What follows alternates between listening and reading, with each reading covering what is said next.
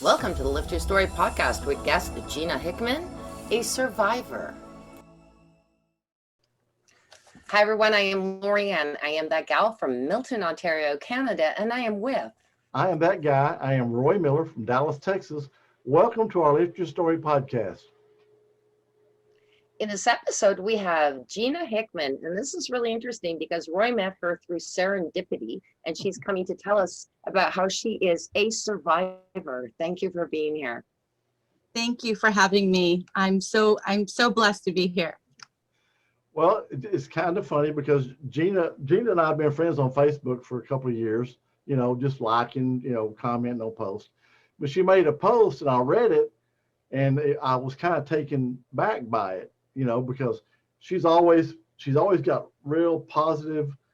She's always smiling, always on all of her stuff. And this post was kind of like an emotional, really post. And I thought, oh my gosh, I had read it twice. And I thought, I'm going to reach out to her and see if she'd be willing to come on our podcast and share her story, because I think it's something that a lot of people have gone through. It would be inspiring to other people. So Gena, kind of let us, do you remember that post? I do. It was, I'm coming out. I'm telling the truth. I no longer want to tell this story anymore. And of course, Roy asked me to tell the story one more time. I remember telling you that it was a God thing between us, because I said I was done and I was moving on, and here you are asking me. And I said, you know what, I think I told the story to myself, and I was reliving it so much that I got to a point where I had to give it up, because I couldn't tell that story anymore. However, I've never told it out loud because of shame. I never told someone publicly really talk about it because I was ashamed of it. So I'm glad you asked me to come on here. So just to get into it, I am a mom. I was a mom at a very young age, at 15. I am Cambodian. I came from another country and came to America, and I'm so blessed to be here. And I felt like I was stuck in old world tradition with new world independence. Here I am, very American, however, Cambodian, stuck a little bit. And I was raised by a mom who taught me to be submissive, to be really just a wife, because Cambodian girls didn't go to school. We didn't have a career back in our country. We were just wives. So we were raised to be the best wife we can. And I dedicated my life to my family, and I made this big move, and the move was away from family. So being raised with a family, a Southeast Asian family that was very tight, dinners every night, weekends with mom and dad and sisters and tons of cousins, I left. I came to Florida. They all stayed in Massachusetts. And my world was shaken because there was no more of that support. And when I came to Florida, like I said, I was a mom. I'm a mom and a wife, and I was a military wife. And we were on our third deployment. So if someone's listening to this, of all the things I share today, I think the biggest thing that I want someone to get out of this is, when you're in that alone space, don't believe everything this tells you. It's not the truth. Because of our situation, we make up things to comfort ourselves. We tell ourselves things in order to survive or to get through the day. And a lot of times I found that it wasn't the truth. It was, something made up in my head to get through the day. So I found myself really depressed and alone and suicidal. And from the outside world, everyone was thinking, oh my gosh, she's beautiful, she's smart, she has a wonderful career, she has a great family. All this, she's living in Florida where it's paradise. There's no way, right? And then I found myself not wanting to tell anyone. So I was suffering alone. So that's the biggest thing, is when you're listening to this and this is lying to you and you're suffering alone, it's very dangerous. I know it's easier for me to say now, a couple of years later, don't, but when you're in the middle of it, it was tough. It was tough to break out of that darkness and that broken place. Can I interject for one moment? Because we are our listeners. Can you, when you say this, explain what you're saying when you say this? So mentally, I was making things up in my head. So for example, why did I move to Florida? Okay, well, I made a family decision with my husband to move down. But wait, where's your husband? Well, my husband's in the military. Okay, well, you're dedicating your life to your family and he's not here for you. Well, where's your sister, brothers, when they called you when they needed money from you, or called you when they needed your support? Well, where are they now? Well, so like, where are the friends? Like, out of sight, out of mind. And this was my reality. And the facts were, they didn't call me. And that was just it. I don't think, now, of course, years later, I know they were busy with their own family and they had things to do, to deal with. I don't think they were malicious. However, at the time, I felt like resentful. Like, I was a good friend to you. I was a good daughter to you. I was a good sister to you. I was a good person to you. And I'm broken and you're not here to help me fix it, right? So this kept on telling me I'm not worthy. This told me that nobody loves me. This told me I won't amount to anything. No one will care. So abandonment. Abandonment. Yes. So I thought of ways to leave the world. I thought about jumping over this bridge in Florida. It's called the Skyway Bridge.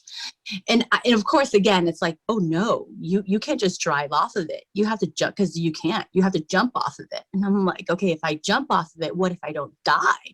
What if I'm paralyzed? And then my family has to take care of me.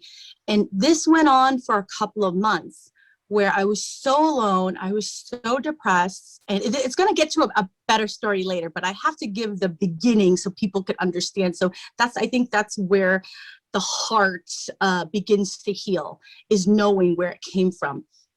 And my next attempt was, I was going to drive into a tree. And I thought, okay, if I go really fast, I find the biggest tree and just go for it, I'm good. And then a little again, well, no, what if you don't go fast enough? And what if you become paralyzed and your family has to take care of you? So it was a pull between still caring, still being thinking logically, to that lie in my head, like, oh, no, they don't care. Just do it. Just do it. Just leave this earth. No one's going to care. No one's going to miss you, And that day, I remember I was getting ready. I was in the car. I was driving. I was putting my feet on the gas. I was speeding up. I remember the exit and everything that I got on. I was looking for the tree. And the moment I put my foot on the gas, it didn't work. So I said, I'm not done yet. God has a plan for me. You are actually on your way to commit suicide. Oh yeah, like done, like got ready, got onto 60 miles per hour, went up to 65. I'm a fast driver anyway, so like that's normal to me. So I'm like 75, 80, crazy Asian lady behind the wheel. And and I just put my foot on there, and for some reason it just wouldn't go. And that's when my life changed. And I came home. I said, God, is that you? is that you? Because I got baptized when I was 19. I didn't give myself again to the Lord until I was 38. And I had to recommit myself because I always had God on a shelf. And I brought him down when I needed him. You know, I would bless my food. I would, say my nighttime prayer, but I never truly, I don't think I had a relationship with the Lord. And when that happened, it felt like nothing. It was like I could see clearly. And I said, I'm not done. I went home, I prayed more, and I started feeding the homeless. And I signed up with a little ministry called Downtown Ministry. I was a donut girl. I would wake up every morning and I would be the donut girl and I would serve the homeless 6 o'clock in the morning. And I did that for a couple of months and I slowly started getting out of my depression because I was able to connect with other humans and I saw them and I prayed with them and I didn't care where they were from. I don't care. I just knew that I had more. So now I'm working through my depression and I'm feeding the homeless every time I find myself having anxiety or depression. I would get in my car, go to McDonald's, buy 20 cheeseburgers, water and chips, and I would just walk the street and I would pray. I would say, God, allow me to be your hands and your feet. God, use me. Who needs a meal today? Let me find someone who needs a meal today. And I'm going to tell you, there were miracles everywhere that I never saw, never, ever. It's as if I had different lens. I was looking at the world with different eyeballs. It wasn't me anymore. And I think the hardest part after the recovery and focusing on self-care and self-development and really praying and worshiping every day and saying, you know what, I don't know what tomorrow brings, God, but you kept me here. I'm going to do the best I can today. And I think, Roy, I shared this with you, the hardest piece that I dealt with after the fact, after everything happened, was how was I going to explain, or how, I pictured my life with me not in it. And here is my husband who's in the military serving and protecting. And he would get a call and they would say, hey, your wife committed suicide. And he had no idea. No idea. That to me was kind of a confirmation that what I went through it was God. It was God I had to go through that hard time to see what it is that I'm dealing with now. And I look back, and it's been 2 years, 3 years. I look back and I think, wow, look at all the things I'm dealing with now. I'm so strong. And if I haven't gone through all of this in the last few years, I don't think I would be the same person I am today. And I don't think I would be as strong as I am today. Do you guys hear that a lot when people share their story? It's like, wow. Yeah. Yes. Absolutely. Yes. You know? Yes. Yeah. That aha moment. Yes.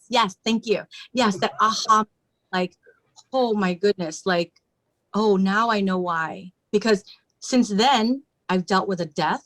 Mom died during COVID. I dealt with more not abandonment, but I felt isolated because I was here by myself. My whole family was in Massachusetts. So there was more that happened in my life that if I didn't go through what I went through in 2018, I wouldn't have been able to be as strong as I am today. And your husband had no idea you were going through all this. Nothing. And I still think he has a hard time accepting that his wife, and maybe it's a military thing, his wife was that sick. I think it's hard for him to kind of accept still. And I mean, we talk about it, but I think we were just one to suck it up. I think probably he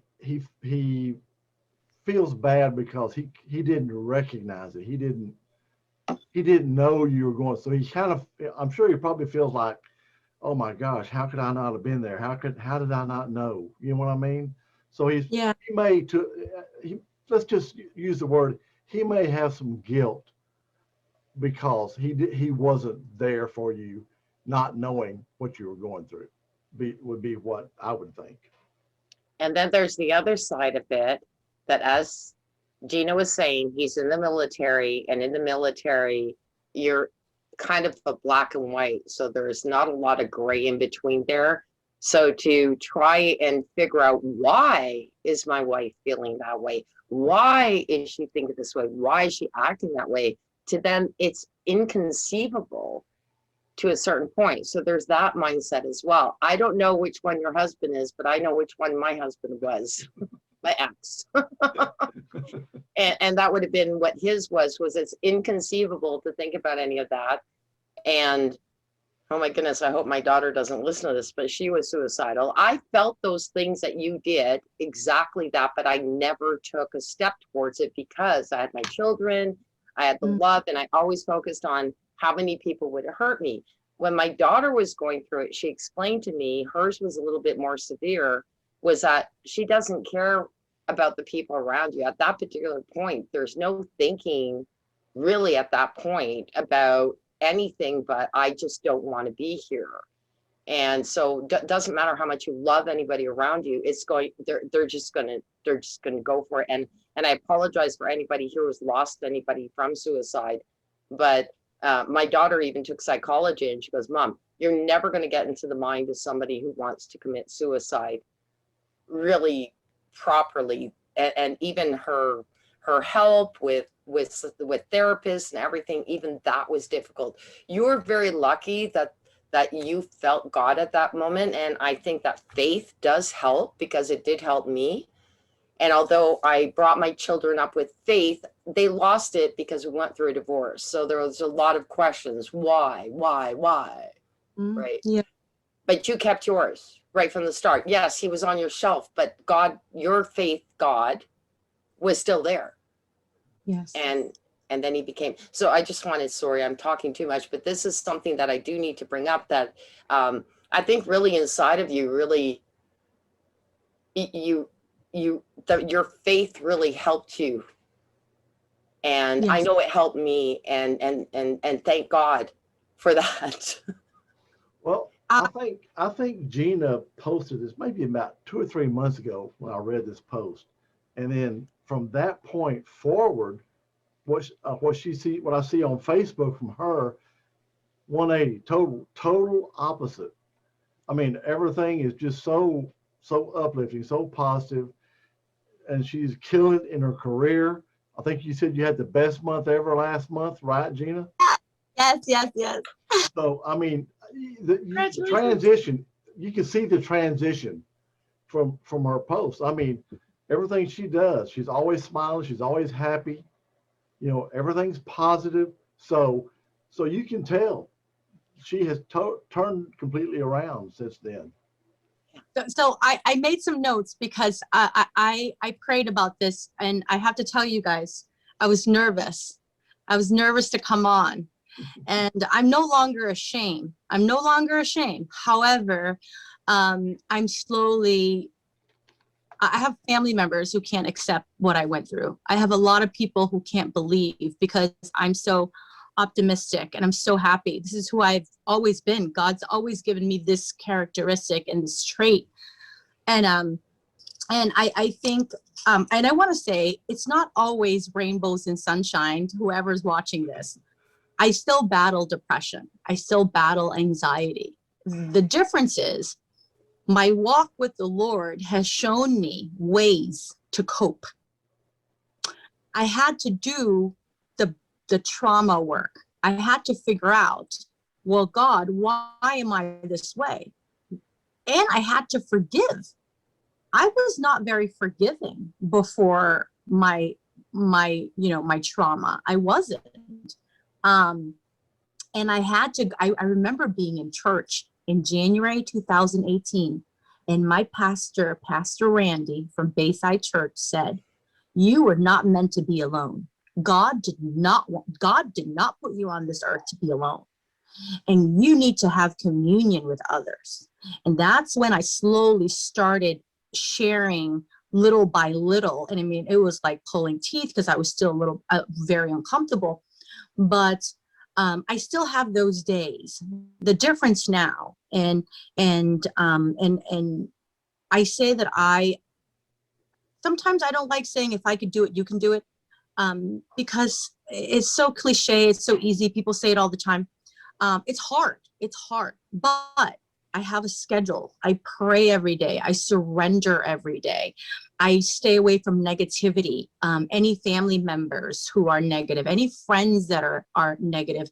I take social media breaks because everything is so negative. So I do these things now, and that's how I stay so positive, Roy. So thank you. I appreciate that very much because I work really hard at it. It didn't come easy. But I think for me, the self-discovery came first, and it was self-discovery. And in my self-discovery, I had to figure out who was little Gena. What happened to little Gena for big Gena to respond the way that she does? That's number one. Number two, in my self-discovery, I had to heal and forgive. I mean, I had to forgive coworkers that probably didn't even know they hurt my feelings. And I had to tell God, I forgive this person. So that was part of my self-development. And I read a lot. I believe that other people's stories help us. I read The Giver. I read The Noticer. And it was nice because I got to see other scenarios and how people survived it. I love hearing the poor to rich story, how people work so hard, and it gives me hope. So that was part of my self development. And the other piece is comparison kills. And I think that's part of a big part of depression right now in America is social media. And if you don't have a strong mindset and really a strong foundation in your emotion, the control that you have over your emotions, it can really tip you over the edge if you do battle anxiety and depression, because you're constantly looking and saying, well, this person has this, how come I don't have this? Because that's what I kind of sort of went through a little bit. Is I was alone in my beach house. Yes, it was beautiful, but there was no children. There was no laughter. There was no fun. It was just me swimming in my pool every day. And I had to change that and say, okay, how blessed am I that my daughter is older now, has a life of her own. I have time freedom, right? So I had to flip it on myself and realize how blessed I was, because every time I was on Facebook scrolling, which is so dangerous. You're like, oh, well, this person hanging out with their brother and sister. Oh my gosh, this person's hanging out with their aunts and uncle. And this dad is having a surprise birthday. And this mom is having, you're like. And Roy's been married for 49 years. Bug off. Oh, 50, a couple of weeks will be 50. Oh, congratulations. That's amazing.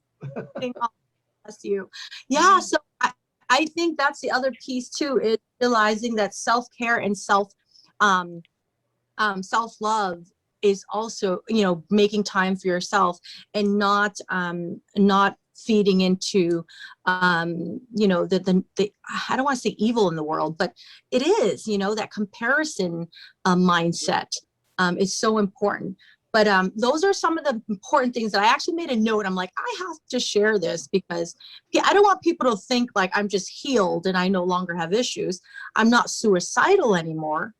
Thank God. I know now my purpose. But there are some things that happen that triggers And every time there's a trigger, I bring myself back and I remind myself, look at how far you've come. Look how far you've come.